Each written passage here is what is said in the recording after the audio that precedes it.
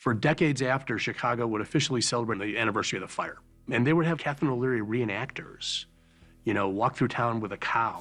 Well, they questioned me about why I refused to give up the seat, and when I told them I didn't believe I should have to give up the seat, they told me I was under arrest. But women have performed all kinds of work, outside the home, inside the home, for pay, for no pay.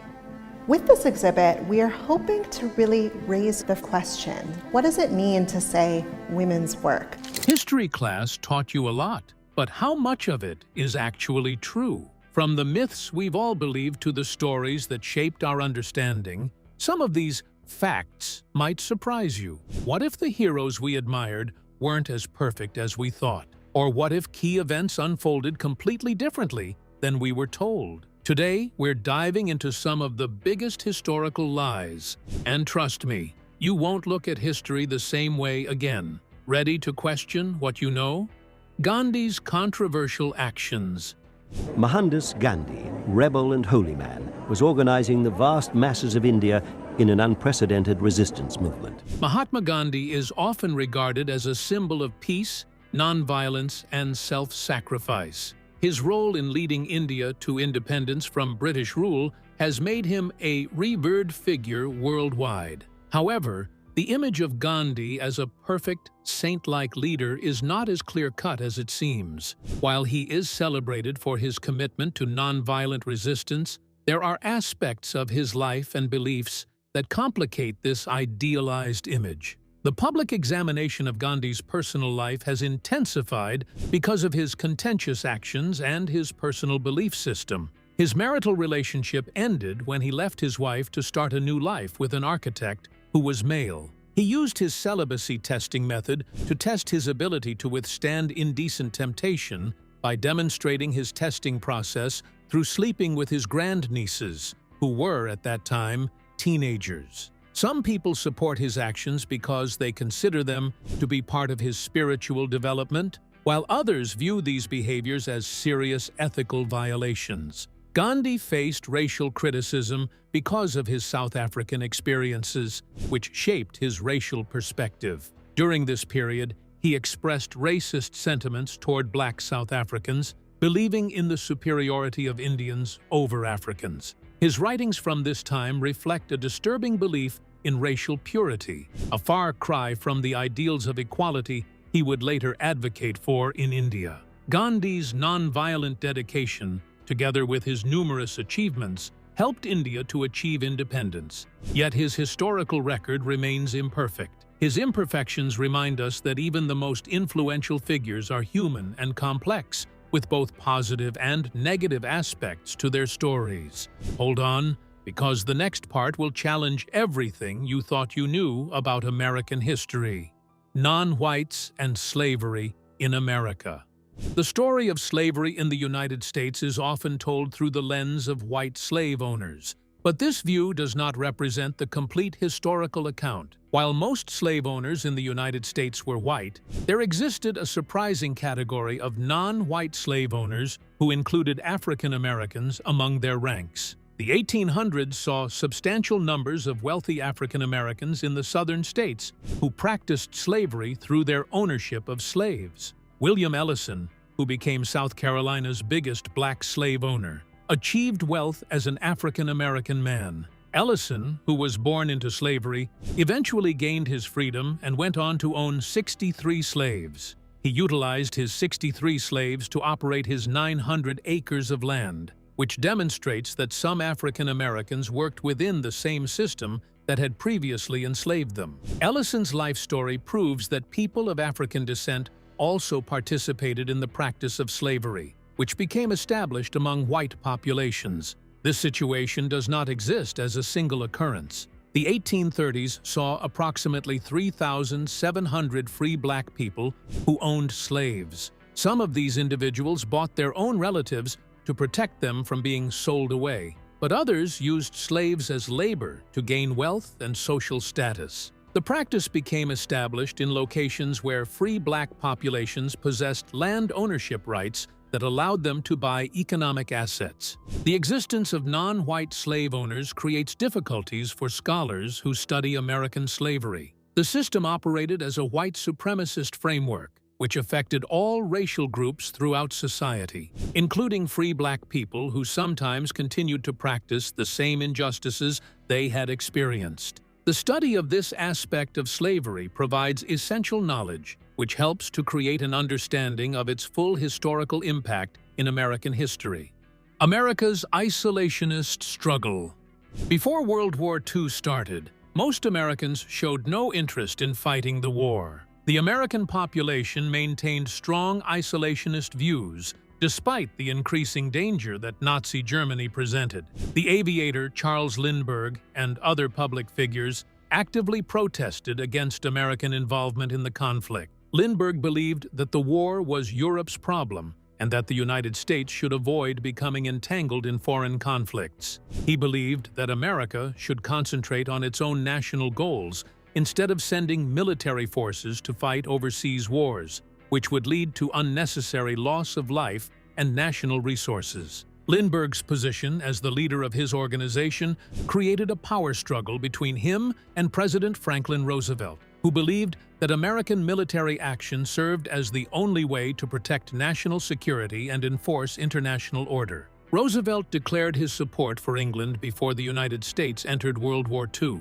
while Lindbergh remained neutral because he thought it would lead to American military intervention that would cause unnecessary destruction. Many people shared his perspective because they anticipated that the war would result in both human and economic destruction. The United States isolationist movement reached its peak when America first established itself as a group dedicated to opposing military interventions. The organization reached its highest membership level when it had more than 100,000 members, who included well-known politicians. The opposition movement pursued two goals, which included stopping the war and protecting American independence from foreign ties that would alter the nation's traditional way of life. The United States isolationist movement against foreign wars lost its strength when Japanese forces attacked Pearl Harbor in December 1941. The United States entered World War II because of the surprise attack on Pearl Harbor.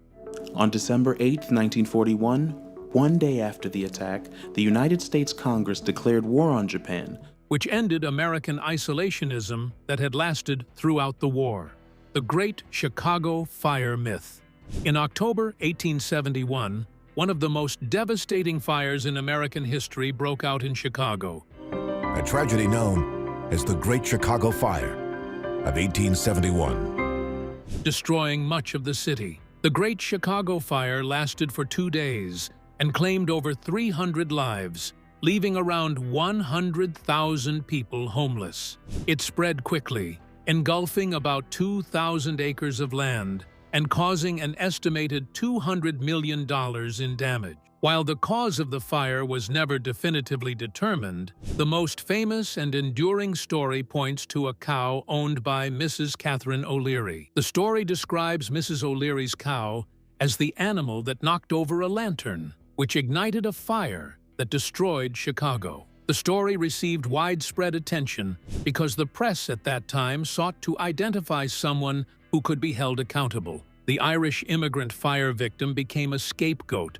because people believed that her cow had caused the destructive fire. The story contains incorrect information because the official investigation conducted after the fire found no evidence that proved that her cow had started the fire. The journalists who later worked for the media confirmed that they had either fabricated the story or obtained it from unreliable sources, which made the tale less trustworthy. The fire remained associated with Mrs. O'Leary's cow because people continued to use her cow as their primary proof of her guilt. The Chicago City Council officially exonerated Mrs. O'Leary and her cow from all guilt in 1997. The case shows how public beliefs and scapegoat targets lead to false public understandings that continue to exist despite available, unclear evidence.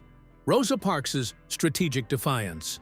Rosa Parks is often remembered for her courageous act of refusing to give up her seat on a segregated bus in Montgomery, Alabama in 1955. This moment is seen as a turning point in the civil rights movement. Rosa Parks was a black activist known as the mother of the civil rights movement.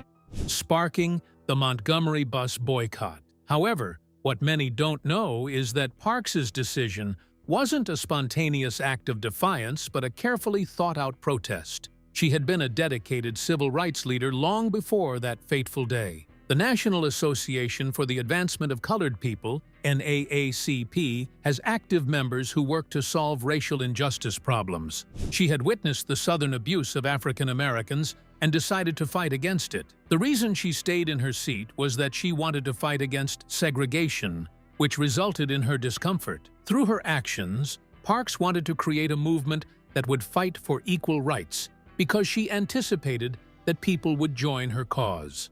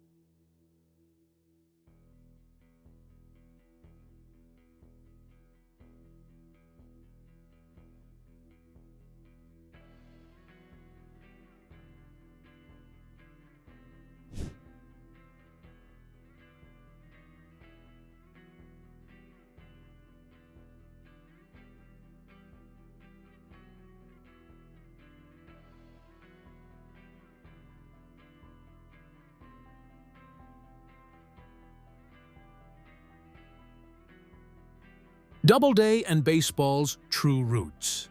The baseball invention story, which attributes its creation to Abner Doubleday, has been accepted as true for several years until researchers proved it to be a falsehood. Albert Spalding, who dedicated his life to baseball, created a commission in the early 1900s to investigate baseball's historical roots. The commission used an Abner Graves letter, which stated that Doubleday invented the game in 1839 at Cooperstown, New York, as their primary evidence. One of the next stops has to be at one of the most historic fields in all of baseball. That's right, I'm talking about Doubleday Field right there. The story gained popularity and later became the official story. The account contains multiple issues that need to be addressed. Historical records show that Doubleday, who served as a Civil War general, did not take part in baseball activities. His closest friends and family members proved that he had no connection to baseball because they never talked about it. The historical records provide no proof that Doubleday visited Cooperstown during the time during which Graves claimed the invention occurred. The story continued to spread because Spalding and other people wanted to prove that baseball originated in America. The 1930s baseball origin controversy developed when Alexander Cartwright emerged as a vital partner who helped create the game. Cartwright, who played for the Knickerbocker Baseball Club, developed the formal rules of baseball during the 1840s. His contributions to baseball development have created the present-day game, which fans recognize. Doubleday's baseball invention myth remains an enduring story despite its proven falsehood. Many people believe that baseball was invented in Cooperstown, though its real origins trace back to various cultural bat and ball games that developed over time. Just as baseball's beginnings weren't what we thought, let's look at another famous fact that's been misquoted for years. Let them eat cake uncovered.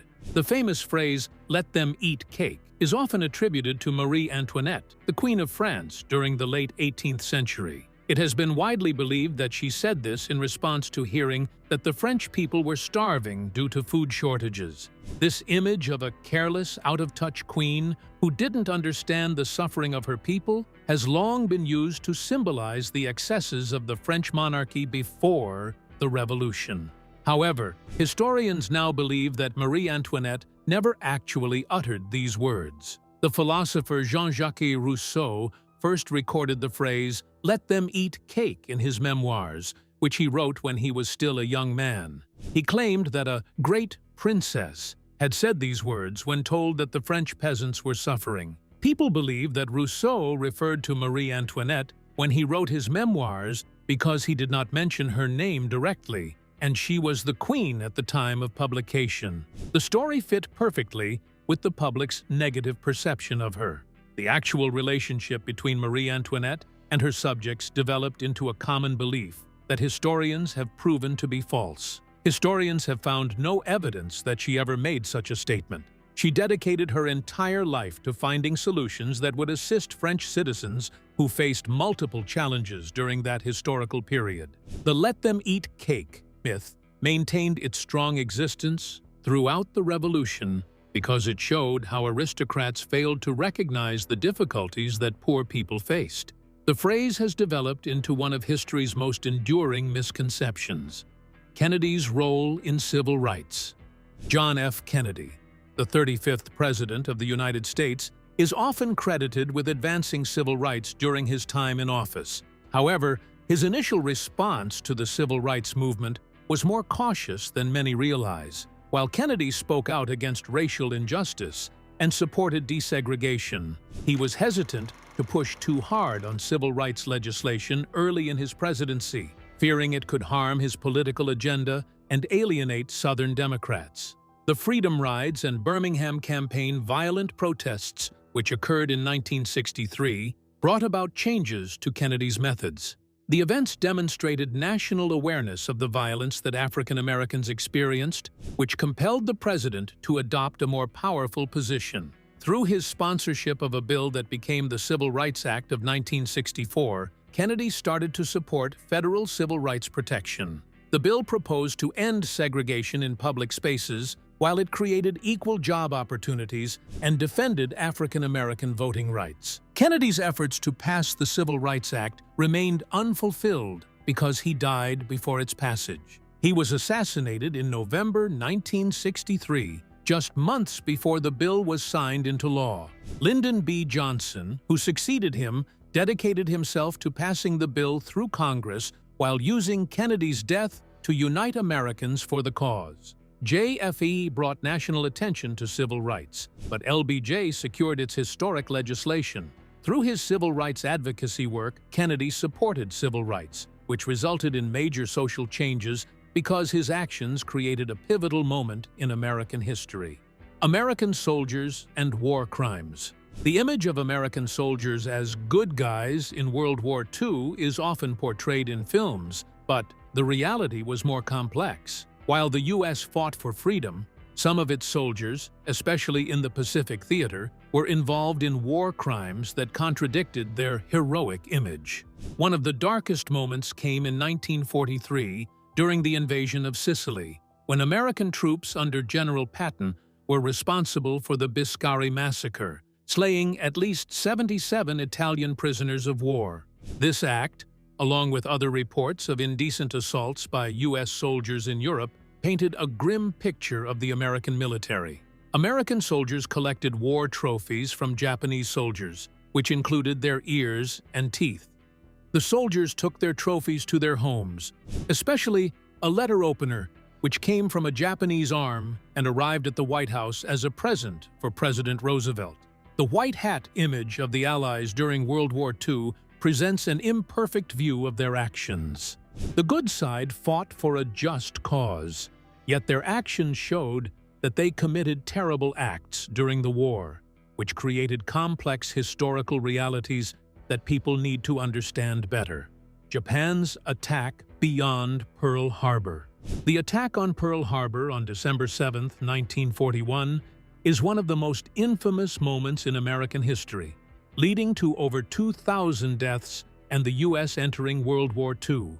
But Pearl Harbor wasn't Japan's only strike on American soil. In February 1942, a Japanese submarine shelled an oil field near Santa Barbara, California, marking the beginning of Japan's broader attack strategy.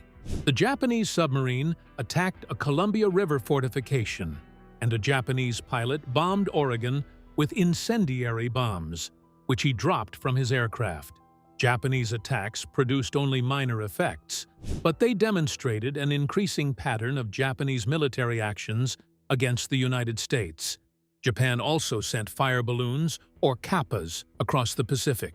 The total number of balloons launched reached 6,000, but only one balloon resulted in fatalities, which included a pregnant woman and 5 children in Oregon. The attack generated public terror because Japan attempted to succeed, but achieved poor results.